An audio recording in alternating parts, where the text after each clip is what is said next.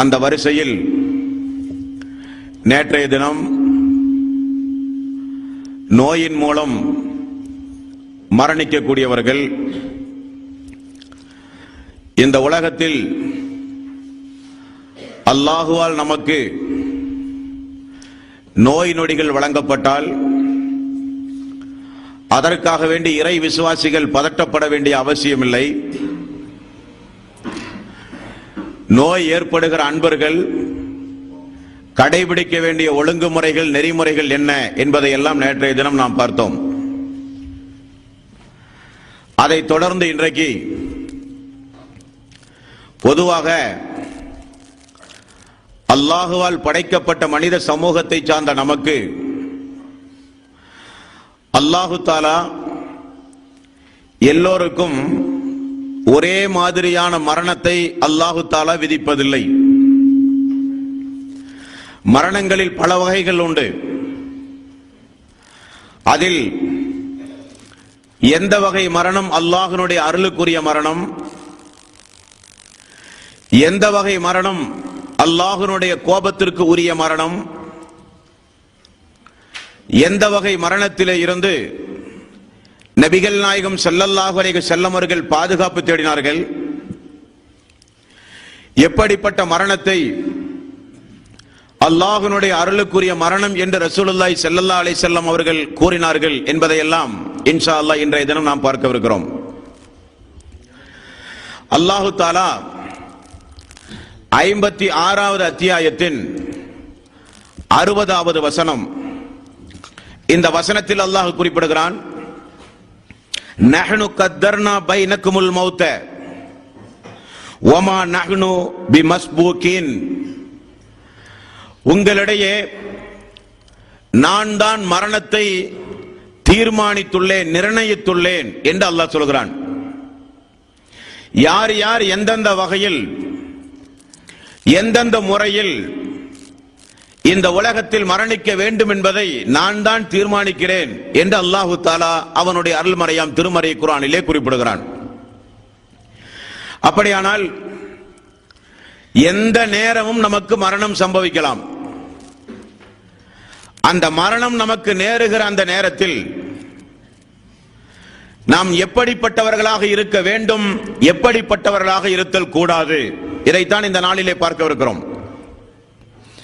முதலாவதாக அல்லாஹ் சொல்கிறான், 2வது அத்தியாயத்தின் 161வது வசனம், இந்த வசனத்தில் இன்னல்லதீன கஃபரு வமாது வஹும் குஃபார் உலாயிக அலைஹிம் லஅனத்துல்லாஹி வல் மலாயிகத்தி வன் நாஸி அஜ்மஈன்,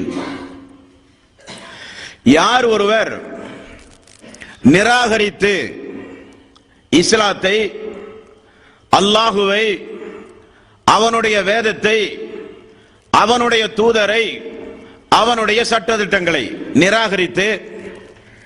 நிராகரித்த நிலையிலேயே யார் மரணிக்கிறார்களோ அவர்களை அல்லாஹு தாலா மேலும் வானவர்கள் இன்னும் மனிதர்களே இருக்கிற எல்லோரும் அவர்களை சபிக்கிறார்கள். யார் ஒருவர் நிராகரித்த நிலையிலேயே மரணிக்கிறாரோ, அவர் திருந்தாமல் நிராகரித்த அந்த குற்றத்தை ஒப்புக்கொண்டு தௌபா செய்து மீளாமல் அதே நிலையில் மரணிக்கக்கூடியவர்களுக்கு அல்லாஹ்வுடைய சாபம், வானவர்களுடைய சாபம், மனிதர்களுடைய சாபத்திற்கு அவர்கள் உரித்தானவர்கள். அது மட்டுமல்ல, خالدين فيها لا يخفف عنهم العذاب ولا هم ينظرون, அவர்களுக்கு நிரந்தரமான நரகம், மேலும் கடுமையான தண்டனைகள் அவர்களுக்கு உண்டு என்று அல்லாஹு தஆலா நிராகரித்த நிலையில் மரணிக்கக்கூடிய அந்த மனிதர்களுக்கு அல்லாஹு தஆலா சொல்கிறான். அப்படியானால் இந்த உலகத்திலே இருந்த ஒரு மனிதன் விடை வருவதற்கு முன்னதாக படைத்த இறைவனை அவன் அறிந்து கொள்ள வேண்டும். அந்த இறைவனின் மூலமாக வழங்கப்பட்ட வேதத்தின் அடிப்படையில் தன்னுடைய வாழ்வை அமைத்துக் கொள்ள அவர்கள் முயற்சிக்க வேண்டும். இறுதி தூதராக அல்லாஹுவால் அனுப்பப்பட்ட நபிகள் நாயகம் ஸல்லல்லாஹு அலைஹி வஸல்லம் அவர்களை அவர்கள் ஏற்றுக்கொண்டு இஸ்லாத்தை ஒப்புக்கொண்டு அந்த நிலையில் அவர்கள் மரணித்தால் அவர்கள் தப்பித்து விடுவார்கள். இல்லாவிட்டால் ஹாலிதீன ஃபீஹா, நிரந்தரமான நரகம், மிக கடுமையான வேதனை அவர்களுக்கு உண்டு என்று அல்லாஹு தஆலா குறிப்பிடுகிறான். ஆகவே நாம் நம்முடைய மரண தருவாயில் நிராகரிக்கக்கூடிய நிலையிலேயோ அல்லாஹ்வுக்கு இணை துணைகளை ஏற்படுத்திய நிலையிலேயோ நாம் யாரும் நம்முடைய மரண நேரத்தை அமைத்துக் கொள்ளக்கூடாது நண்பர்களே. நாம் நம்முடைய வாழ்வில் அல்லாஹ்வுக்கு நன்றி செலுத்தக்கூடியவர்களாக, அல்லாஹ்வுடைய தூதருக்கும் அல்லாஹ்வுடைய வேதத்திற்கும் கட்டுப்பட்டு நடக்கக்கூடிய மக்களாக, அல்லாஹ்வுடைய அருளுக்குரிய மக்களாக நாம் ஒவ்வொருவரும் இந்த உலகத்திலே வாழ வேண்டும். அல்லாஹ்வுக்கு இணை துணைகளை ஏற்படுத்திக் கொண்டு இந்த உலகத்தில் வாழுகிற முஸ்லிம்கள் மரணத்திற்கு முன்னதாக, சக்கராத்துடைய வேதனைக்கு முன்னதாக அவர்கள் தங்களுடைய வாழ்வை திருத்திக் கொண்டால் நல்லது என்பது அல்லாஹ்வுடைய மிக கடுமையான எச்சரிக்கை. அடுத்தது அல்லாஹு தஆலா இன்னும் ஒரு மரணத்தை சொல்லுகிறான். அல்லாஹு தஆலா 4வது அத்தியாயத்தின் 18வது வசனம். இந்த வசனத்தில் அல்லாஹ் குறிப்பிடுகிறான், வலைஸத்தி தௌபத்து லில்லதீன يعملون السيئات حتى إذا حضر أحدهم الموت قال إني تبت الآن ولا الذين يموتون وهم كفار.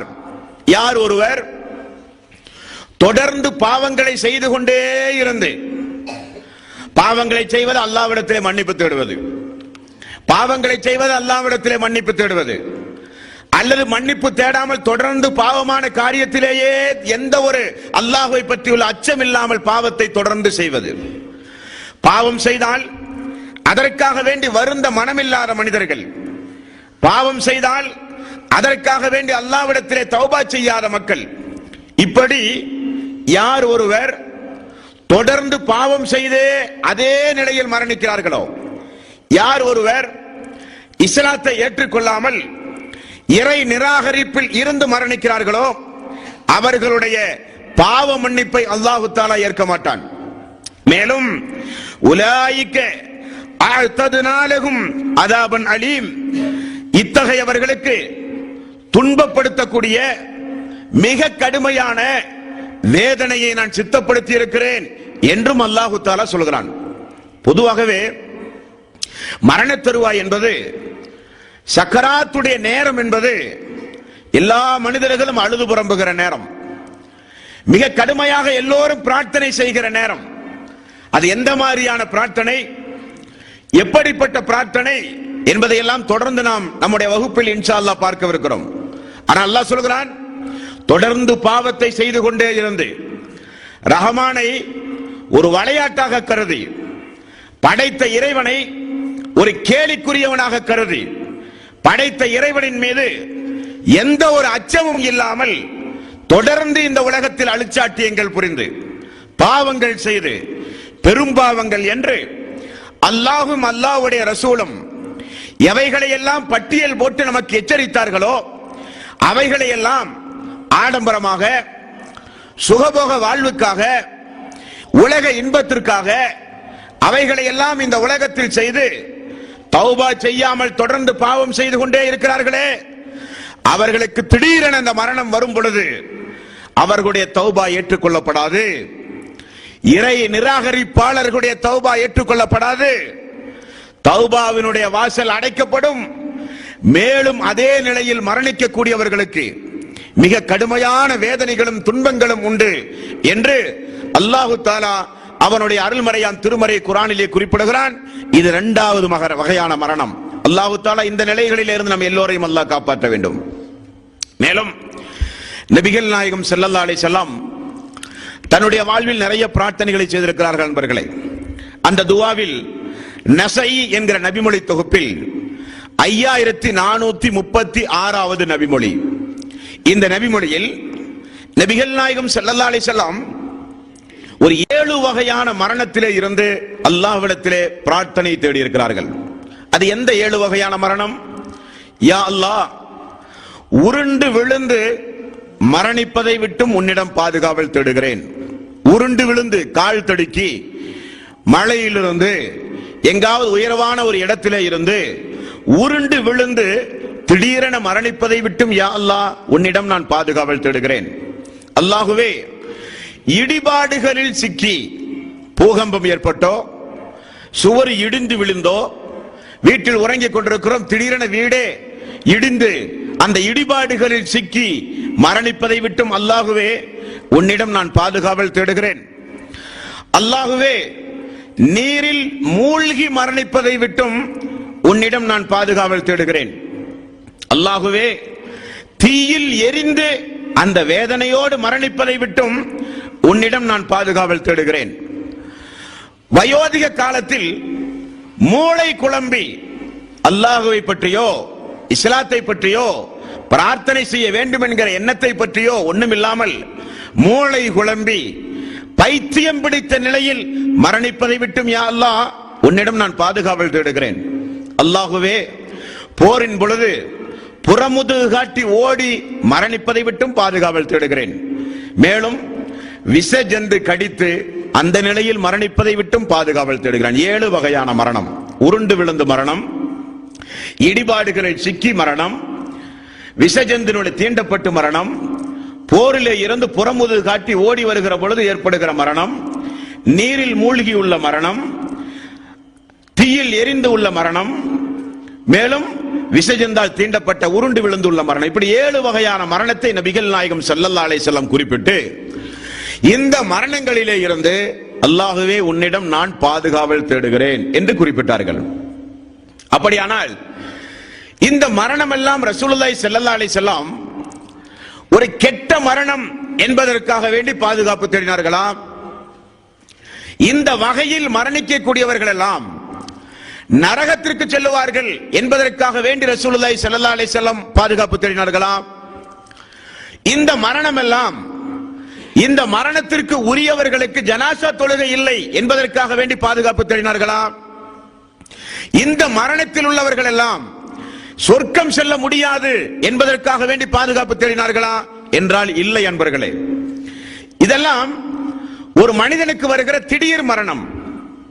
திடீர் மரணம் வருவதை நபிகள் நாயகம் ஸல்லல்லாஹு அலைஹி வஸல்லம் விரும்பாத காரணத்தினால்தான், அவர் அது குறித்து எந்த வகையிலும் விருப்பம் தெரிவிக்காத காரணத்தினால்தான் ரசூலுல்லாஹி ஸல்லல்லாஹு அலைஹி வஸல்லம் அது குறித்து பாதுகாப்பு தேடியுள்ளார்கள்.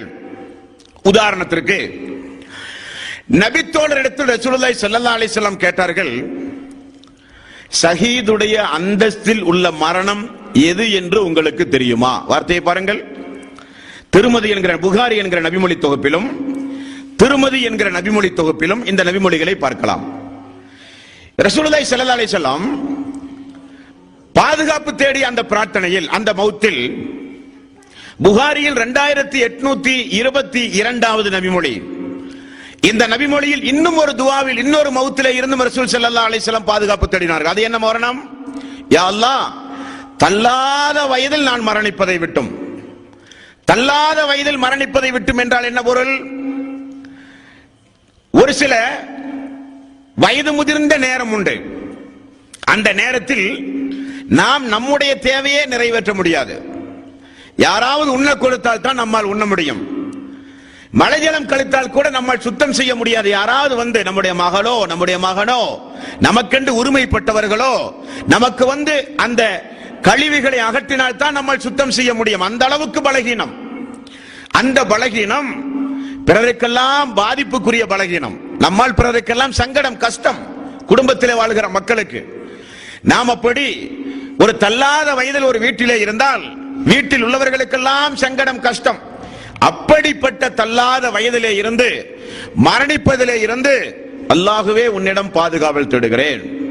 ஏனென்றால் ரசூலுல்லாஹி ஸல்லல்லாஹு அலைஹி வஸல்லம் அதிக வயதுடைய மனிதர்களாக இந்த உலகத்தில் வாழ்ந்து மரணிக்க ரசூல் ஸல்லல்லாஹு அலைஹி வஸல்லம் மனிதர்களிலேயே சிறந்தவர்கள் என்றும் அல்லாஹ்வுடைய ரசூல் சொன்னார்கள். உதாரணத்துக்கு பாருங்கள், திருமதியில் 2282வது நபிமொழி.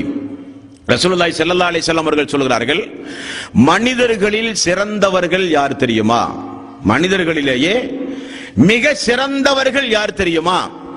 யார் என்றால், யாருக்கு அல்லாஹு தாலா நீண்ட ஆயுளை கொடுத்து, யாருக்கு அல்லாஹு தாலா நீண்ட ஆயுளை கொடுத்து அந்த நீண்ட ஆயுளை பெற்று நல்ல அமல்கள் செய்து மரணிக்கிறார்களோ அவர்கள்தான் மனிதர்களிலேயே மிகச் சிறந்தவர்கள் என்றார்கள்.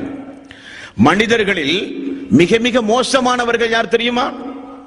யாருக்கு அல்லாஹு தாலா நீண்ட ஆயுளை கொடுத்து அந்த வாய்ப்பை பெற்று அந்த வாய்ப்பை தீமை செய்வதற்காக வேண்டியே இந்த உலகத்தில் கழித்து மரணிக்கிறார்களே அவர்கள் மனிதர்களில் மிக மிக மோசமானவர்கள் என்று ரசூலுல்லாஹி ஸல்லல்லாஹு அலைஹி வஸல்லம் குறிப்பிட்டார்கள். அப்படியானால் நீண்ட காலம் வாழ்வதை அல்லாஹ்வுடைய ரசூல் தடுக்கவில்லை. நீண்ட காலம் வாழ்வதை தாண்டி தள்ளாத வயதில் பிறருக்கு சிரமம், நாமும் நம்முடைய தேவைகளை நிறைவேற்ற முடியாத ஒரு தள்ளாத வயது, இதிலிருந்து ரசூலுல்லாஹி ஸல்லல்லாஹு அலைஹி வஸல்லம் பாதுகாப்பு தேடினார்கள் என்பது அதனுடைய பொருள். இனி ஒரு நபிமொழியில் அல்லாஹ்வுடைய பாதையில் ஷஹீதுடைய அந்தஸ்தில் மரணிக்கக்கூடியவர்கள் யார் தெரியுமா என்று ரசூலுல்லாஹி ஸல்லல்லாஹு அலைஹி வஸல்லம் அவர்கள் கேட்டார்கள். இது அஹமது என்கிற நபிமொழி தொகுப்பில் 21628வது நபிமொழி. அப்ப சஹாபாக்கள் சொன்னார்கள், யார சொல்லலாம், அல்லாஹ்வுடைய பாதையில் போரிட்டு மரணிக்கக்கூடியவர்கள் தானே ஷஹீதுடைய அந்தஸ்திற்குரியவர்கள் என்று சொன்னார்கள். ரசூலுல்லாஹி ஸல்லல்லாஹு அலைஹி வஸல்லம் திரும்ப கேட்டார்கள், போரிட்டு மரணிக்கக்கூடியவர்களுக்கு தான் ஷஹீதுடைய அந்தஸ்து என்றால் நம்முடைய சமூக மக்களில், நம்முடைய உம்மத்தில், எனது உம்மத்தில் அந்த அந்தஸ்துக்குரியவர்கள் மிக மிக குறைவானவர்கள் தானே இருப்பார்கள். ஏனென்றால் போரில் மரணிக்கக்கூடியவர்கள் தான் ஷஹீத் என்றால் ரசூல் ஸல்லல்லாஹு அலைஹி வஸல்லம் போரிட்டு மரணித்தவர் அல்ல, அபூபக்கர் சித்திக் ரலியல்லாஹு அன்ஹு அவர்கள் போரிட்டு மரணித்தவர் அல்ல, அலி ரலியல்லாஹு அன்ஹு அவர்கள் போரிட்டு மரணித்தவர் அல்ல. எத்தனையோ நபிமார்களுக்கு அல்லாஹு தஆலா போரில் பங்கு பெற்று மரணிக்கக்கூடிய வாய்ப்பை அல்லாஹ் கொடுத்திருக்கிறான். அது ஷஹீதுடைய அந்தஸ்து அல்ல. அதுவும் ஒன்றாக இருந்தாலும் எதெல்லாம் ஷஹீத் என்பதை ரசூலுல்லாஹி ஸல்லல்லாஹு அலைஹி வஸல்லம் பட்டியல் போடும் பொழுது, யார் ஒருவர் கொள்ளை நோய், தீராத நோயில் இருந்து அதே நிலையில் மரணிக்கிறாரோ அவரும் ஷஹீதுடைய அந்தஸ்தில் மரணித்தவரை போலாவார். யார் ஒருவருக்கு தொடர்ந்து வயிற்றுப்போக்கு இருந்து வயிற்று வலியினால் துன்பப்பட்டு அவதிப்பட்டு வேதனைகளையும் கஷ்டங்களையும் பொறுமையோடு சகித்துக் கொண்டு அதே நிலையில் யார் மரணிக்கிறாரோ அவருக்கும் ஷஹீதுடைய அந்தஸ்து என்று ரசூலுல்லாஹி ஸல்லல்லாஹு அலைஹி வஸல்லம் கூறினார்கள். எந்த ஒரு பெண் பிரசவ நேரத்தில் திடீரென அந்த பிரசவ நேரத்தில் மரணித்து விடுகிறாளோ அந்த பெண்ணும் ஷஹீதுடைய அந்தஸ்தில் மரணித்தவளாவாள் என்றும் நபிகள் நாயகம் ஸல்லல்லாஹு அலைஹி வஸல்லம் அவர்கள் கூறினார்கள். அன்பர்களே, மேலும் ஒரு நபிமொழி, நபிகள் நாயகம் ஸல்லல்லாஹு அலைஹி வஸல்லம் அவர்கள் குறிப்பிடுகிறார்கள், 5 வகையான மரணம் ஷஹீதுக்குரிய அந்தஸ்திற்குரிய மரணம் என்றார்கள். 5 வகையான மரணம். அந்த 5 வகையான மரணம் எது? அதிலும் இந்த கொள்ளை நோய், வயிற்றுப்போக்கு, எந்த கட்டிட இடிபாடுகளிலே இருந்து மரணிப்பதை விட்டும் ரசூலுல்லாஹி ஸல்லல்லாஹு அலைஹி வஸல்லம் பாதுகாப்பு தேடினார்களோ, இந்த நபிமொழியில் பாருங்கள், கட்டிட இடிபாடுகளில் சிக்கி யார் மரணிக்கிறார்களோ அவர்களுக்கு ஷஹீதுடைய அந்தஸ்து. நீரில் மூழ்கி மரணிப்பதை விட்டும் ரசூலுல்லாஹ் துஆ தேடினார், அல்லாஹ் நீரில் மூழ்கி மரணிப்பதை விட்டு முன்னிலம் பாதுகாவல் தேடுகிறேன் என்று ஒரு இடத்தில் பாதுகாப்பு தேடுகிறார். இன்னொரு இடத்தில் சொல்கிறார், நீரில் மூழ்கி யார் மரணிக்கிறார்களோ அவர்களுக்கு ஷஹீதுடைய அந்தஸ்து. அப்படியானால் இது எப்படி புரிந்து கொள்வது அன்பர்களே? பொதுவாக நபிகள் நாயகம் ஸல்லல்லாஹு அலைஹி வஸல்லம் முரண்பாடாக பேசக்கூடியவர் அல்ல. நபிகள் நாயகம் ஸல்லல்லாஹு அலைஹி வஸல்லம் ஒரு மரணத்திலே இருந்து துஆ செய்கிறார், யா அல்லாஹ் இந்த மரணத்திலே இருந்து எனக்கு நீ பாதுகாப்பு தா. அதே மரணத்தை ரசூலுல்லாஹி ஸல்லல்லாஹு அலைஹி வஸல்லம் அது ஷஹீதுடைய அந்தஸ்து என்று சொல்கிறார்கள். இமாம்கள், சங்கைக்குரிய அறிஞர் பெருமக்கள் இது குறித்து நமக்கு தெளிவுபடுத்தும் போது சொல்கிறார்கள், எவைகளை விட்டும் ரசூலுல்லாஹி ஸல்லல்லாஹு அலைஹி வஸல்லம் பாதுகாப்பு தேடினார்களோ அது தீய மரணம் என்பதற்காக வேண்டி அல்ல.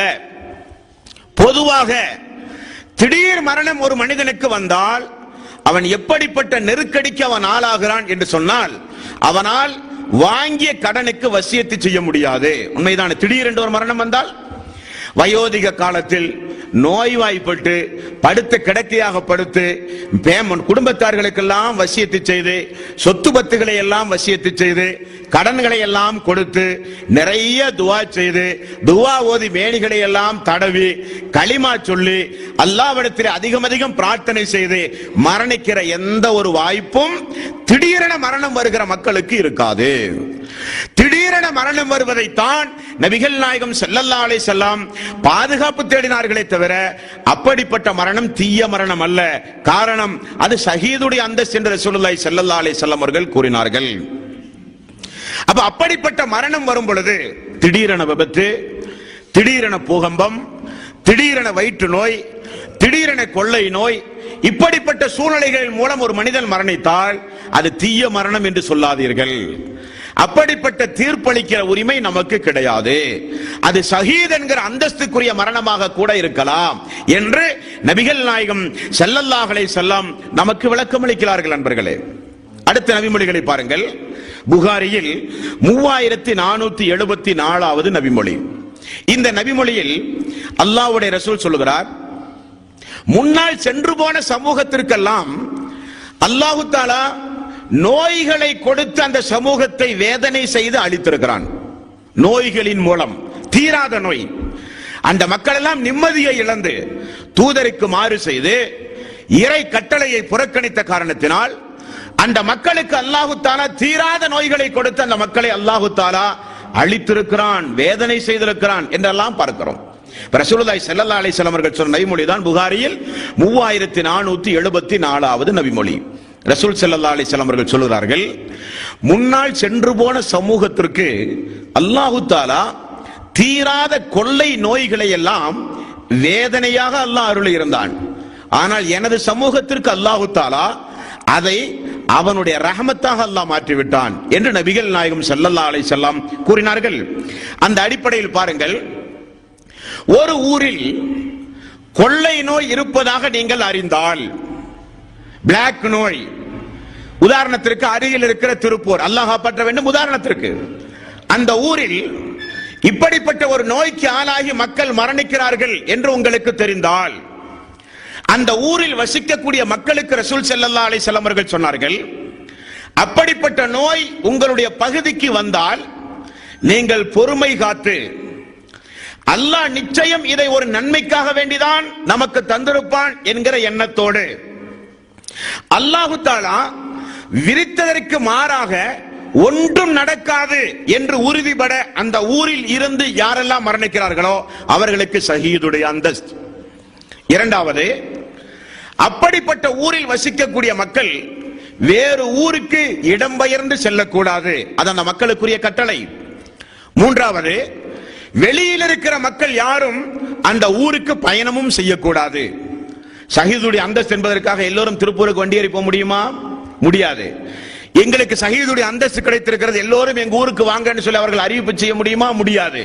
வந்தால், வருவதை விரும்பக்கூடாது, வந்தால் அதை சோதனையாக, வந்தால் அது அல்லாஹ்வுடைய கோபமாக பார்க்காமல் அல்லாஹ்வுடைய அருளாக பார்க்கிற மக்களுக்கு நபிகள் நாயகம் ஸல்லல்லாஹு அலைஹி வஸல்லம் அவர்கள் கூறினார்கள், அப்படி மரணிக்கக்கூடிய மக்கள் ஷஹீத் என்கிற அந்தஸ்தில் மரணிக்கிறார்கள் என்று ரசூலுல்லாஹி ஸல்லல்லாஹு அலைஹி வஸல்லம் அவர்கள் கூறினார்கள். புகாரியில் 3473, 3474 இரண்டு நபிமொழிகளிலும் நீங்கள் பார்க்கலாம். கொள்ளை நோய், பிளாக் நோய் ஏதாவது ஒரு ஊரில் வந்தால் பொறுத்து கொண்ட மக்களுக்கு ஷஹீதுடைய அந்தஸ்து. அந்த ஊரை தேடி நீங்களும் போகாதீர்கள், ஊருக்குள் உள்ள மக்கள் வெளியூருக்கும் வராதீர்கள், அது அல்லாஹ்வுடைய ரஹமத் என்று நபிகள் நாயகம் ஸல்லல்லாஹு அலைஹி வஸல்லம் அப்படிப்பட்ட மரணத்தை குறித்து கூறினார்கள். அடுத்த ஒரு சில மரணத்தை பாருங்கள். நேற்றைக்கு நம்ம மரணத்தினுடைய, நேற்றைக்கு நம்ம நோயினுடைய நிறைய விஷயங்களை நேற்றைக்கு நாம் பார்த்தோம். இந்த நோயோடு மரணிக்கக்கூடிய மக்களுக்கு நபிகள் நாயகம் ஸல்லல்லாஹு அலைஹி வஸல்லம் எவ்வளவு சிறப்புகளை சொல்கிறார்கள் தெரியுமா? ஒரு பெண்மணி, புகாரியில் 5652வது நபிமொழி, ஒரு பெண்மணி நபிகள் நாயகம் ஸல்லல்லாஹு அலைஹி வஸல்லம் இடத்திலே வந்து சொல்கிறார்கள், யா ரசூலல்லாஹ், எனக்கு காக்கா வலிப்பு நோய், வலிப்பு நோய் இருக்கிறதா இல்லவா? இந்த நோய் தீர அல்லாஹ்விடத்திலே நீங்கள் பிரார்த்தனை செய்யலாமே யா ரசூலல்லாஹ் என்று சொன்னார்கள். நபிகள் நாயகம் ஸல்லல்லாஹு அலைஹி வஸல்லம் அந்த பெண்ணிடத்தில் 2 சாய்ஸ் கொடுத்தார்கள். 2 வகையான வழிமுறைகளை தேர்ந்தெடுக்கிற உரிமையை அந்த பெண்ணுக்கு ரசூல் ஸல்லல்லாஹு அலைஹி வஸல்லம் அவர்கள் சொன்னார்கள். பெண்ணே, நான் துஆ செய்தால் அல்லாஹ் பொருந்திக் கொண்டால் நிச்சயம் இந்த வலிப்பிலிருந்து, இந்த நோயிலிருந்து நீங்கள் குணமடையலாம். அதே நேரத்தில் நீங்கள் இதை பொறுத்து கொண்டால், அதே நிலையில் நீங்கள் மரணித்தால் உங்களுக்கு சொர்க்கம் உண்டு என்றார்கள். உடனே அந்த பெண்மணியை பாருங்கள், யா ரசூலல்லாஹ், எனக்கு சொர்க்கம் வேண்டும், நான் பொறுத்துக் கொள்கிறேன், எனக்கு சொர்க்கம் வேண்டும். இந்த கஷ்டத்தின் மூலம், இந்த துன்பத்தின் மூலம், இந்த வேதனையின் மூலம் அல்லாஹு தஆலா என்னை சோதிக்கிறான் என்று நீங்கள் சொன்னால் நான் பொறுமை காக்க தயார், எனக்கு சொர்க்கம் தான் வேண்டும் யா ரசூலல்லாஹ். அதே நேரத்தில் வலிப்பு வரும் பொழுது, வீதியிலே நான் எங்காவது ஒரு இடத்தில் வலிப்பு வரும் பொழுது நான் கீழே விழுந்து விடுகிறேன், ஆடை எல்லாம் விலகி விடுகிறது. ஆடை விலகுகிற பொழுது நான் என்னுடைய மானத்தை இழக்க வேண்டிய சூழ்நிலை ஏற்படுகிறது. ஆடை விலகாமல் இருக்க துஆ செய்யுங்கள் யா ரசூலல்லாஹ். செய்கிறேன் என்றார்கள். அந்த பெண்மணி பொறுமை காத்தார்கள். அந்த பெண்மணி அந்த நோயிலிருந்து நிவாரணம் அடைந்தார்கள். அந்த பெண்மணியை மதீனத்து தோழர்கள் பார்க்கிற பொழுதெல்லாம் இது சொர்க்கத்திற்குரிய பெண்மணி என்று பாராட்டி சீராட்டி சொன்ன சம்பவத்தை ஹதீசுகளிலே பார்க்கிறோம். நபிகள் நாயகம் ஸல்லல்லாஹு அலைஹி வஸல்லம் வாழ்ந்த காலத்தில் நேற்றைக்கு நாம் நிறைய நபிமொழிகளை பார்த்தோம். நோய்வாய்ப்பட்ட மக்களை நேரடியாக சென்று அவர்களுக்காக வேண்டி பிரார்த்தனை செய்திருக்கிறார்கள். நோய்வாய்ப்பட்ட மக்கள் சங்கடப்படுகிற பொழுது ரசூலுல்லாஹி ஸல்லல்லாஹு அலைஹி வஸல்லம் பதட்டப்பட வேண்டிய அவசியம் இல்லை, இது அல்லாஹ்வுடைய ரஹ்மத், பாவங்கள் மன்னிக்கப்படுகின்றது, பொறுமை காத்தால் சொர்க்கம் உண்டு என்றெல்லாம் ரசூலுல்லாஹி ஸல்லல்லாஹு அலைஹி வஸல்லம் நோய்வாய் ஏற்படும் பொழுது இறை விசுவாசிகள் பதட்டப்பட வேண்டிய அவசியம் இல்லை என்று வலியுறுத்தி கூறிய நிறைய நபிமொழிகளை நீங்கள் பார்க்கலாம். அடுத்து பாருங்கள், அல்லாஹ்வுடைய ரசூல் சொல்கிறார், யார் ஒருவர் தான் சம்பாதித்த சொத்து ஹலாலான அடிப்படையில், தன்னுடைய பொருளாதாரம், தான் சம்பாதித்த பொருளாதாரம் யாரையும் பாதிப்புக்குள்ளாக்கியோ, ஏமாற்றியோ, மோசடி செய்தோ, பிறரை வஞ்சித்தோ, பிறருடைய உரிமையை பறித்தோ அல்ல, நேர்மையாக நான் சம்பாதித்த பொருளாதாரம், அந்த பொருளாதாரத்தை யாராவது பறிக்க வந்தால், ரசூலுல்லாஹி ஸல்லல்லாஹு அலைஹி வஸல்லம் அவர்கள் கூறினார்கள், அந்த பொருளாதாரத்தை யாராவது உங்களிடமிருந்து பிடுங்க வந்தால், அந்த பிடுங்குகிற நேரத்தில் ஏற்படுகிற தகராறில் நீங்கள் மரணித்தால் உங்களுக்கு ஷஹீதுடைய அந்தஸ்து. நபிகள் நாயகம் ஸல்லல்லாஹு அலைஹி வஸல்லம் அவர்கள் கூறினார்கள். அதே போல ஒரு மனிதன் தன்னுடைய மானத்தை காக்க போரிட்டு மரணித்தால் ஷஹீதுடைய அந்தஸ்து. ஒரு மனிதன் தன்னுடைய உயிரை காக்க போரிட்டு மரணித்தால் ஷஹீதுடைய அந்தஸ்து. நபிகள் நாயகம் ஸல்லல்லாஹு அலைஹி வஸல்லம் அரஃபா பேருரை, லட்சோப லட்ச மக்கள் குழுமி நிற்கின்ற அந்த நேரத்தில் அல்லாஹ்வுடைய ரசூல் இந்த உயிர், இந்த பொருளாதாரம், இந்த மானம், இவைகளை குறித்து மக்களுக்கு அல்லாஹ்வுடைய ரசூல் சொன்னார்கள். மக்களே, நீங்கள் தெரிந்து கொள்ளுங்கள், இது எந்த மாதம் தெரியுமா? ரசூலுல்லாஹி ஸல்லல்லாஹு அலைஹி வஸல்லம் கேள்வி போட்டு, தெரியுமா, இதற்கு என்ன விளக்கம் என்று உங்களுக்கு புரியுமா, இப்படி கேட்டால் தெரிந்தாலும் சஹாபாக்கள் மௌனம் சாதிப்பார்கள். என்ன காரணம்? திடீரென வஹி வந்து வேற ஏதாவது புதிய சட்டம் ரசூலுல்லாஹி ஸல்லல்லாஹு அலைஹி வஸல்லம் அவர்களின் மூலமாக நமக்கு கிடைக்குமோ என்பதற்காக வேண்டி சஹாபாக்கள் சொல்வார்கள். அல்லாஹ்வும் அல்லாஹ்வுடைய ரசூலுமே அறிந்தவர்கள். சஹாபாக்களுக்கு தெரியாதா அது எந்த மாசம் என்று? துல்ஹஜ் மாசம். ரசூலுல்லாஹி ஸல்லல்லாஹு அலைஹி திரும்ப கேட்டார்கள், இது எந்த இடம் என்று தெரியுமா? எல்லோருக்கும் தெரியும், அது அரஃபா என்று. எல்லாரும் சொல்லுகிறார்கள், அல்லாஹ்வும் அல்லாஹ்வுடைய ரசூலுமே அறிந்தவர்கள். நபிகள் நாயகம் ஸல்லல்லாஹு அலைஹி வஸல்லம் அவர்கள் சொன்னார்கள், இந்த மாதம் துல்ஹஜ் மாதம் எப்படி புனிதமானதோ, இந்த அரஃபா பெருவழி எப்படி புனிதமானதோ, புனிதமிக்க கௌபா எப்படி புனிதமானதோ, அதே போல உங்களுடைய சகோதரர்களுடைய பொருளாதாரம் உங்களுக்கு புனிதமானது, அவர்களுடைய ரத்தம் உங்களுக்கு புனிதமானது, அவர்களுடைய மானம், அவர்களுடைய தன்மானம் பாதுகாப்பது உங்களுக்கு புனிதமானது என்று ரசூலுல்லாஹி ஸல்லல்லாஹு அலைஹி வஸல்லம் அவர்கள் கூறினார்கள். ஆகவேதான் அதற்கு ஒரு களங்கம் ஏற்படும் பொழுது, அந்த பொருளாதாரத்தை இழக்க வேண்டிய ஒரு சூழ்நிலை ஏற்படும் பொழுது, யாராவது பறிக்கவோ திருடவோ கொள்ளையடிக்கவோ முயற்சி செய்யும் பொழுது, அதற்காக வேண்டி போராடி முயற்சி செய்து நீங்கள் மரணத்தை தழுவினால் பதட்டப்பட வேண்டிய அவசியம் இல்லை, அது ஷஹீதுடைய அந்தஸ் என்று நபிகள் நாயகம் ஸல்லல்லாஹு அலைஹி வஸல்லம் அவர்கள் கூறினார்கள். அன்பர்களே, மேலும் நபிகள் நாயகம் ஸல்லல்லாஹு அலைஹி வஸல்லம் அவர்கள் சொன்னார்கள், மார்க்கத்திற்காக போராடுகிறவன் அல்லாஹ்வுடைய பாதையில் போரிட்டு மரணித்தவனை போல் ஆவான். மார்க்கத்திற்காக, மார்க்கத்தின் அடிப்படையில் இபாதத்து செய்த நிலையில் ஒரு மனிதன் மரணிக்கும் பொழுது, குர்ஆன் ஓதுகிற நிலையில் மரணித்தால், தொழும் பொழுது மரணித்தால், நோன்பு நோற்ற நிலையில் மரணித்தால், ஹஜ் செய்கிற நிலையில் மரணித்தால், இப்படி மார்க்கத்திற்காக வேண்டி மார்க்க சட்டங்களை நடைமுறைப்படுத்துகிற பொழுதோ, மார்க்க உபதேசம் செய்யும் பொழுதோ, மார்க்கத்தை படிக்கும் பொழுதோ, மார்க்கத்தை எழுதும் பொழுதோ, மார்க்க விளக்கம் சொல்லும் பொழுதோ ஒரு மனிதன் மரணித்தால் நபிகள் நாயகம் ஸல்லல்லாஹு அலைஹி வஸல்லம் அவர்கள் சொன்னார்கள், அல்லாஹ்வுடைய அருளுக்குரிய மரணம் என்றார்கள். ரசூலுல்லாஹி ஸல்லல்லாஹு அலைஹி வஸல்லம். உதாரணத்திற்கு, நீங்கள் இஹ்ராமுடைய நேரத்தில் இஹ்ராமுடைய ஆடை அணிந்து நீங்கள் மரணித்தால், ரசூலுல்லாஹி ஸல்லல்லாஹு அலைஹி வஸல்லம் காலத்தில் ஒட்டகத்திலே இருந்து கீழே விழுந்து இஹ்ராமுடைய நிலையில் ஒரு மனிதர் மரணித்து விடுகிறார். நபித்தோழர் நபிகள் நாயகம் ஸல்லல்லாஹு அலைஹி வஸல்லம் அவர்கள் சொன்னார்கள், இவரை குளிப்பாட்டுங்கள், கபனிடும் பொழுது தலையை மறைக்காதீர்கள். காரணம், இவர் மறுமை நாளில் தல்பியா சொன்னவராகவே எழுப்பப்படுவார். பார்த்தீர்களா? ஒரு இபாதத்துடைய நிலையில் மரணிக்கும். இதற்கெல்லாம் ஒரு அடிப்படை உண்டு, அது கடைசியில் இன்ஷா அல்லாஹ் பார்ப்போம். மேலோட்டமாக இந்த செயல்பாடுகள் எல்லாம் நல்ல நல்ல செயல்பாடுகள். நாகர்கோவிலில் நம்முடைய ஜம்மியத் அஹ்லில் குர்ஆன் வல் ஹதீஸ் அமைப்பினுடைய தலைமையகத்தில் நடந்த ஒரு அதிசய சம்பவத்தை பாருங்கள். ஃபஜ்ர் நேரத்தில் திறந்து பாங்கு சொல்லுகிற உரிமை அண்டை வீட்டில் இருக்கிற ஒரு பெரியவருக்கு கொடுக்கப்பட்டது. அவர்தான் எப்பொழுதும் அதிகாலை பொழுதே வந்து பள்ளி எல்லாம் கூட்டி சுத்தமிட்டு லைட் எல்லாம் போட்டு மோட்டார் போட்டு தண்ணி எல்லாம் உதவி செய்கிறவர்களுக்கு ஏற்பாடு செய்து அதற்குரிய எல்லா பொறுப்பும் அவருக்கு தான் கொடுக்கப்பட்டிருந்தது. அவர் அதே போல ஒரு நாள் எல்லா ஏற்பாடுகளையும் செய்து சஃபிலே அத்தஹியாத்திலே அமர்ந்து கொண்டிருக்கிறார். எல்லா மக்களும் வந்து சுன்னத்தெல்லாம் தொழுது இக்காமத்து கொடுப்பதற்கு நேரம் வந்தவுடன் போய் தட்டுகிறார்கள். அதே நிலையில் மரணித்து விட்டார்.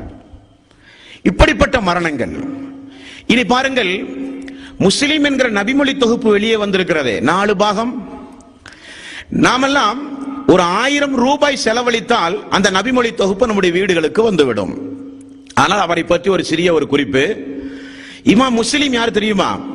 புகாரி ரஹ்மத்துல்லாஹி அலைஹி அவர்களுடைய புகாரி ஹதீஸ் என்று சொல்லுகிறோமே, அவருடைய மாணவர் தான் இமாம் முஸ்லிம் ரஹ்மத்துல்லாஹி அலைஹி.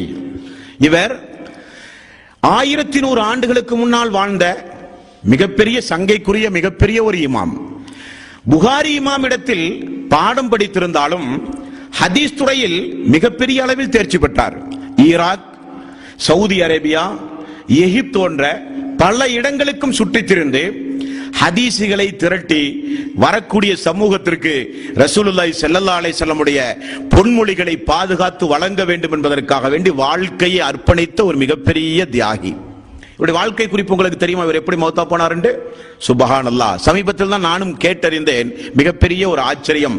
அல்லாஹு தஆலா அவருடைய கபருடைய வாழ்வை, மறுமையுடைய வாழ்வை பெரிய அளவில் அல்லாஹு தஆலா வெற்றியாக அமைத்துக் கொடுக்க நாம் எல்லாம் பிரார்த்தனை செய்ய கடமைப்பட்டிருக்கிறோம். அந்த இமாம் மரணிப்பதற்குள் அல்லாஹு தஆலா நமக்கு வழங்கிய இந்த மார்க்கத்திற்கு எதையாவது ஒன்றை செய்துதான் மரணிக்க வேண்டும். வெறுமனே மரணிக்க கூடாது. அது மிகப்பெரிய துரோகம். இந்த மார்க்கத்திற்கு செய்கிற துரோகம், வருகிற தலைமுறைக்கு செய்கிற துரோகம். நான் முஸ்லீம் என்றால், இஸ்லாத்தை ஏற்றுக்கொண்டால் எதையாவது ஒன்றை இந்த இஸ்லாத்திற்கு செய்யாமல் நான் மரணிக்கவே கூடாது. ஒன்று படிக்க வேண்டும், படித்த மார்க்கத்தையாவது குறைஞ்சபட்சம் மக்களுக்கு சொல்ல வேண்டும், அல்லது வருகிற தலைமுறை பயனுள்ள வகையில் எதையாவது ஒன்றை செய்யாமல் மரணித்தால் அது மிகப்பெரிய துரோகம். ஆகவே தன்னுடைய 15 ஆண்டு காலத்தை, எத்தனை வருஷம்?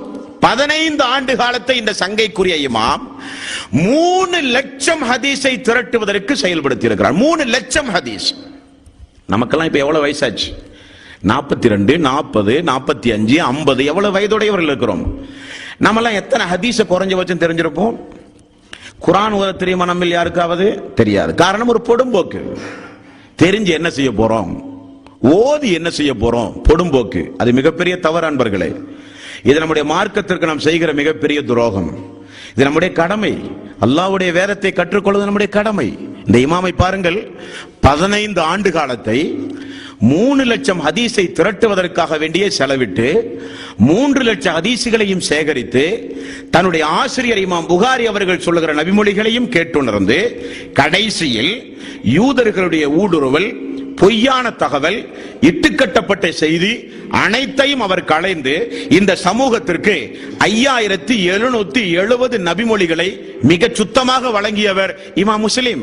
அவருடைய மரணம் எப்படிப்பட்ட மரணம்? முஸ்லிம் ஹதீஸை பார்த்தீங்கன்னு சொன்னாலே அது கித்தாவை பார்த்தா உங்களுக்கு கொஞ்சம் வித்தியாசம் தெரியும். எப்படின்னா திருமதி இமாம், புகாரி இமாம், நசை இமாம் இவங்களுடைய ஹதீஸை தொகுத்து வழங்கிய பாடத்திட்ட முறைகளை பார்த்தால் ஒலுவுக்கு பிறகு பாங்கு, பாங்குக்கு பிறகு சுத்தம், சுத்தத்துக்கு பிறகு தொழுகை, தொழுகைக்கு பிறகு ஜக்காத், இப்படித்தான் பாட அமைப்பு முறை. ஆனா முஸ்லிம் ஹதீஸை பார்த்தீங்கன்னு சொன்னா கொஞ்சம் வித்தியாசமா தான் இருக்கும், கொஞ்சம் முன்பின்னா இருக்கும். என்ன காரணம்? பாடத்திட்டத்தை அமைப்பதற்கு முன்னதாகவே அந்த இமாம் இறந்து போய்விட்டார், பின்னால் வந்தவர்கள் தான் பாடத்திட்டத்தை அமைத்தார்கள் என்பது கூடுதலான ஒரு குறிப்பு. ஆனால் பேரிச்சம்பழத்தை அருகிலே வைத்து திரட்டப்பட்ட நபிமொழிகளை சிந்தித்துக் கொண்டு இந்த நபிமொழி ரசூலுல்லாஹி ஸல்லல்லாஹு அலைஹி வஸல்லம் எதற்காக வேண்டி சொல்லியிருப்பார் என்று ஆய்வு செய்து கொண்டிருக்கும் பொழுதே உயிர் போன ஒரு மிகப்பெரிய ஒரு இமாம் தான் இமாம் முஸ்லிம் ரஹ்மத்துல்லாஹி அலைஹி. அவருடைய கிதாபில் இருக்கிற ஒரு ஹதீஸ் என்னைக்காவது நாம் படிச்சிருப்போமா? படிச்சிருக்க மாட்டோம். அது காசு கொடுத்து வாங்கி வீட்டில் இருக்கக்கூடிய குடும்பத்தார்களுக்கு எடுத்து சொல்லியிருப்போமா? சொல்லியிருக்க மாட்டோம். ஏன் நான் இதை சொல்லுகிறேன் என்றால், நபிகள் நாயகம் ஸல்லல்லாஹு அலைஹி வஸல்லம் மார்க்கத்திற்காக வேண்டி உழைத்த நிலையில் ஒரு மனிதன் மரணிக்கும் பொழுது அவனுக்கு ஷஹீதுடைய அந்தஸ்து, அல்லாஹ்வுடைய பாதையில் போரிட்டு மரணித்த அந்த ஷஹீதுடைய அந்தஸ்து என்று ரசூலுல்லாஹி ஸல்லல்லாஹு அலைஹி வஸல்லம் அவர்கள் சொன்னார்கள். உங்களுக்கு தெரியுமா?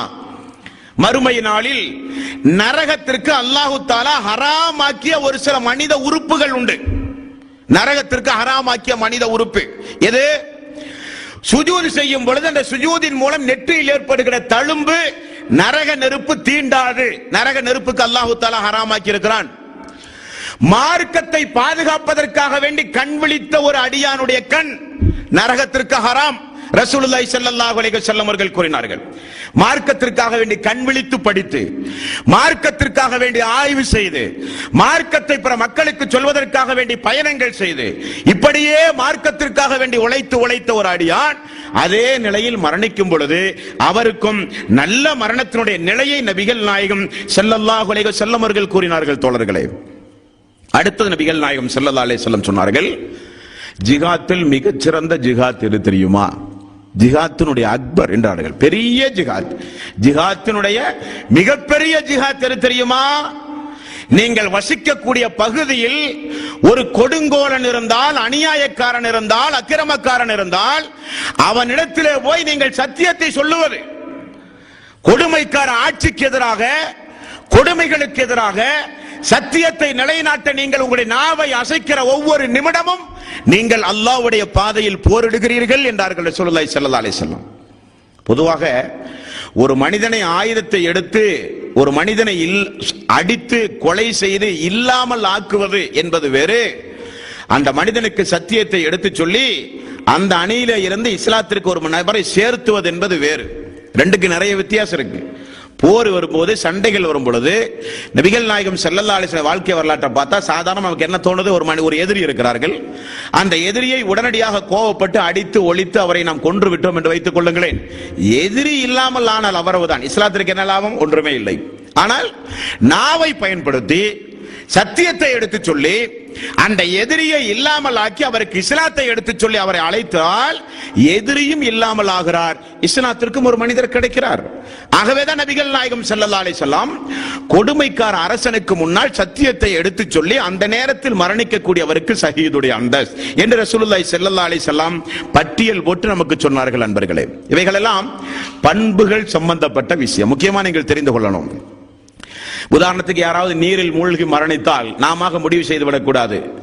இஸ்மாயில் தண்ணீர் விழுந்து மரணித்தார், ஆகவே அவருக்கு ஜனாசா ஷஹீதுடைய அந்தஸ்து நாம முடிவு செய்யக்கூடாது. நபிகள் நாயகம் ஸல்லல்லாஹு அலைஹி வஸல்லம் செயல்பாடுகளுக்குத்தான் இந்த சிறப்பு என்று சொன்னார்களே தவிர செயல்பாடுகளுக்குரிய நபர்களுக்கு அந்த சிறப்பா என்றால் அல்லாஹ்வை தவிர அது யாரும் அறிய முடியாது. ரெண்டுக்குள்ள வித்தியாசத்தை நீங்க புரிஞ்சு கொள்ளணும். தொழுதால் தொழுகையின் கூலி என்ன? சொர்க்கம். தொழுகிற முஸ்தபாவுக்கு சொர்க்கம் என்று சொல்ல முடியுமா? முடியாது. காரணம், செயல் நல்ல செயலை செய்கிறார், செய்கிற பொழுது உள்ளம் எப்படி இருந்தது நமக்கு தெரியாது, அல்லாஹ் ஒருத்தனுக்கு தான் தெரியும். ஏன்? இன்னமல் அமாலு பின்னியா, எண்ணங்கள் எல்லாம் செயல்பாடுகளை பொறுத்துத்தான் என்று ரசூலுல்லாஹி ஸல்லல்லாஹு அலைஹி வஸல்லம் அவர்கள் கூறினார். உங்களுக்கு தெரிந்த நபிமொழி இந்த தலைப்புக்கு பொருத்தமாக இருக்கும் என்பதற்கு நினைவுபடுத்துகிறேன், அவ்வளவுதான். மறுமை நாளில் அல்லாஹ் தஆலா 3 மனிதனை அல்லாஹ் கொண்டு வருகிறான். அவர்கள் எல்லாம் யார்? ஒரு மனிதர் குர்ஆனை ஓதி மக்களுக்கு போதித்தவர், சொந்த பணத்தை எல்லாம் வாரி வாரி சமூகத்திற்கு செலவு செய்தவர், அல்லாஹ்வுடைய பாதையில் போரிட்டு மரணித்தவர். அல்லாஹ் தஆலா கேட்கிறான், உன்னுடைய உயிரை எப்படி மாய்த்து கொண்டாய்? அல்லாஹ்வே உன்னுடைய பாதையில் போரிட்டு நான் மாய்த்தேன். அல்லாஹ் சொல்கிறான், உன்னுடைய செயல் உண்மைதான், போரிட்டது இறந்ததெல்லாம் உண்மைதான். ஆனால் உள்ளம் இருக்கிறதே, உன்னுடைய எண்ணம், அந்த எண்ணத்தில் நீ எப்படி நினைத்து கொண்டிருந்தாய் என்றால், மக்களெல்லாம் நம்மை புகழ வேண்டும், உயிர் தியாகி என்று சொல்ல வேண்டும் என்பதற்காக வேண்டி நீ செய்தாய். எந்த மக்களுக்காக வேண்டி செய்தாயோ அந்த மக்கள் இதோ இங்கே நிற்கிறார்கள், அவர்களிடத்திலே போய் அந்த நன்மையை பெற்றுக்கொள், உனக்கு மறுமையில் இந்த நாளில் உனக்கு எந்த நன்மையும் அல்ல என்று சொல்லி, ஷஹீதுடைய அந்தஸ்தில் இந்த உலகத்தில் மரணித்தான் என்று நாமெல்லாம் பெருமைப்பட்ட மனிதனை அல்லாஹ் நரகத்திற்கு அழைத்து செல்கிறான். பார்த்தீர்களா? அப்படியானால் மனிதர்களை தீர்மானிக்கிற உரிமை நமக்கு அல்ல, செயல்களை தீர்மானிக்கலாம். அடுத்தது பாருங்கள், இந்த உலகத்தில் மரணிக்கிறார்கள், எத்தனையோ பேர் மரணிக்கிறார்கள். வெளித்தோற்றத்தில் இவர் சொர்க்கவாசி என்று முடிவு செய்கிற அதிகாரத்தை ரசூலுல்லாஹி ஸல்லல்லாஹு அலைஹி வஸல்லம் நமக்கு ஏதாவது தந்திருக்கிறார்களா? வெளித்தோற்றத்தில் நாம முதல்ல இதுவரை நம்ம பார்த்த செயல்பாடுகள், நீரில் மூழ்கி, இடிபாடுகளில் சிக்கி, போரில் மரணித்து, இதெல்லாம் செயல்பாடுகள் சம்பந்தப்பட்டது. செயல்பாடல்ல. ஒரு மனிதர் மரணித்து கிடக்கிறார், பார்த்த உடனேயே இவர் சொர்க்கவாசியாக இருக்கலாம், சொர்க்கவாசிக்குண்டான அந்தஸ்து உண்டு என்று நினைப்பதற்குண்டான வழிமுறை நெறிமுறைகளை ரசூலுல்லாஹி ஸல்லல்லாஹு அலைஹி வஸல்லம் ஏதாவது சொல்லி இருக்கிறார்களா என்றால், திருமதி நசீ போன்ற நபிமொழி தொகுப்பிலே பார்க்க முடிகிறது. ஒரு அடியான் அவர் மரணித்து அவருடைய நெற்றியில் வியர்வை துளி இருந்தால் அவர் சொர்க்கவாசி என்று தெரிந்து கொள்ளுங்கள் என்று நபிகள் நாயகம் ஸல்லல்லாஹு அலைஹி வஸல்லம் அவர்கள் கூறினார்கள். மரணித்த மனிதனுடைய நெற்றியில் வியர்வை துளி அடையாளமாம். நபிகள் நாயகம் ஸல்லல்லாஹு அலைஹி வஸல்லம் அவர்கள் சொன்னார்கள், அது ஒரு அடையாளம்.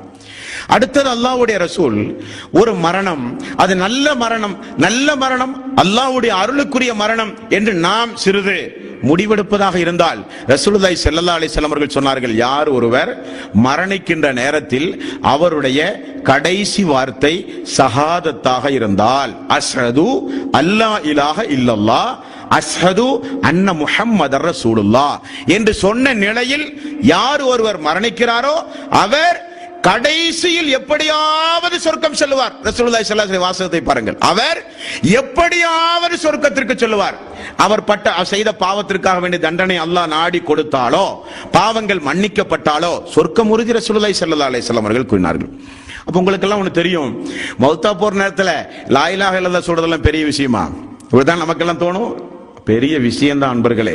காரணம், சொர்க்கம் பெரிய விஷயம். அதை அல்லாஹு தாலா கொடுக்க யாருக்கு நாடுறானோ அவர்களைத்தான் அல்லாஹு தாலா அந்த கலிமாவையே சொல்ல வைப்பான். காரணம், உலகத்தில் வாழும் பொழுது அந்த கலிமா என்னாண்டே தெரியாது. அந்த கலிமாவுக்கு எதிராக நடந்து, அந்த கலிமா என்ன, ஃபஅலம் அன்னஹு லா இலாஹ இல்லல்லாஹ், வணக்கத்திற்கு தகுதியானவன் அல்லாஹ் ஒருவனை தவிர யாருமில்லை என்பதை படியுங்கள் என்று அல்லாஹு தாலா 47வது அத்தியாயத்தில் அல்லாஹ் குறிப்பிடுகிறான்.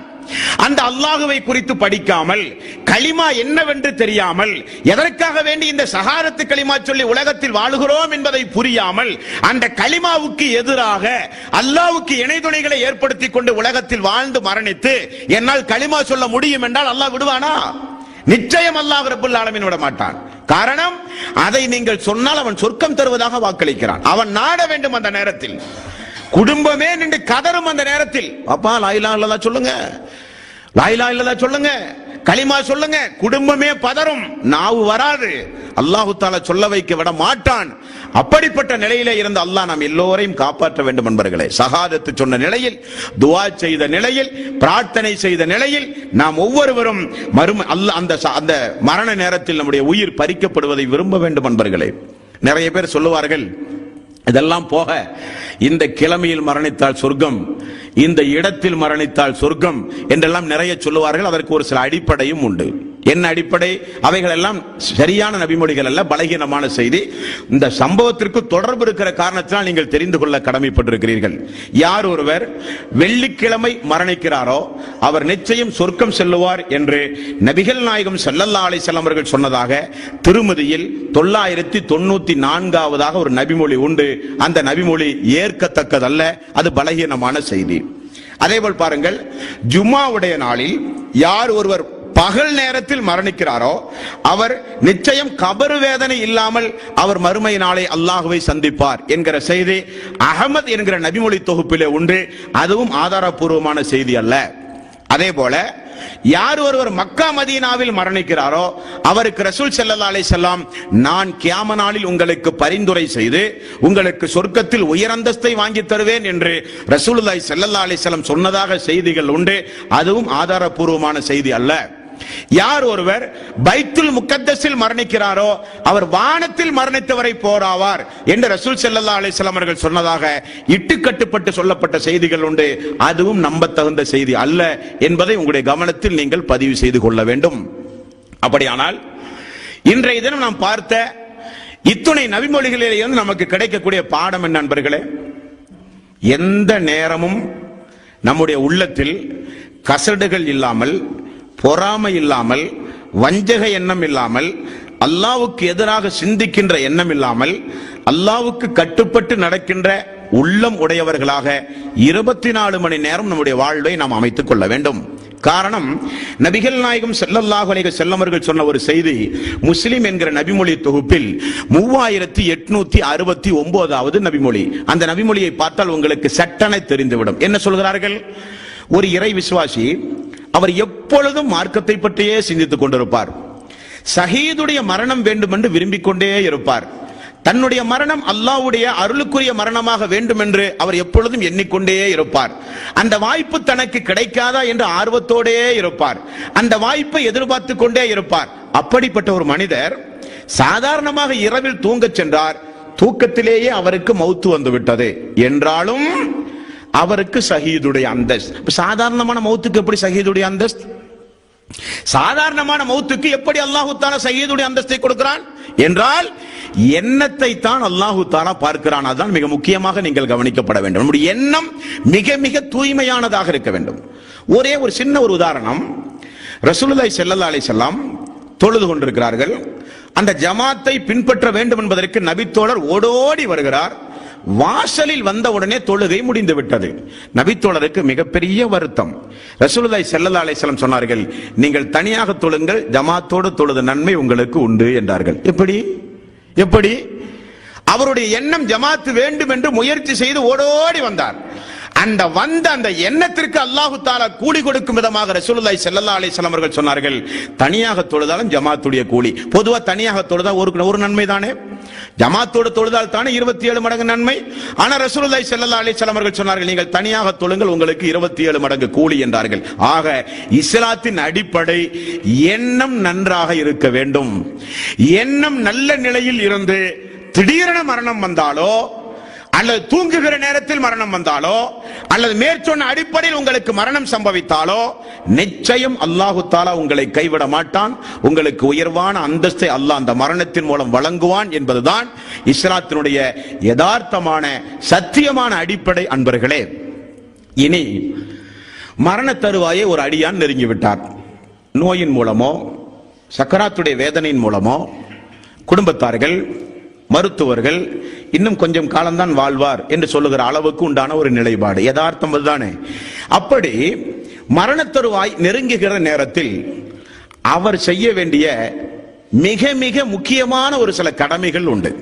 மரண தருவாயில் அவருக்கு செய்ய வேண்டிய மிக முக்கியமான கடமை என்றும் உண்டு. அவருக்காக அவரை சுற்றி இருக்கிற குடும்பத்தார்கள் செய்ய வேண்டிய கடமை என்றும் உண்டு. இதெல்லாம் ரூஹு வாங்குவதற்கு முன்னால் உள்ள சட்டங்கள். ஒரு மனிதர் மரணத்திற்கு முன் ஏற்பாடாக, அப்படி வைத்துக் கொள்ளுங்களேன், மரணம் வரப்போகிறது, அதற்கு முன் ஏற்பாடாக அவர் செய்ய வேண்டிய ஒரு சில வழிமுறைகளை நபிகள் நாயகம் ஸல்லல்லாஹு அலைஹி வஸல்லம் அவர்கள் நமக்கு கற்றுத் தந்துள்ளார்கள். அந்த வழிமுறைகள் என்ன என்பதை இன்ஷா அல்லாஹ் நாளைய தினம் நாம் பார்ப்போம். வஆகிரு தஅவானா அனில் ஹம்துலில்லாஹி ரப்பில் ஆலமீன். அஸ்ஸலாமு அலைக்கும் வ ரஹ்மத்துல்லாஹி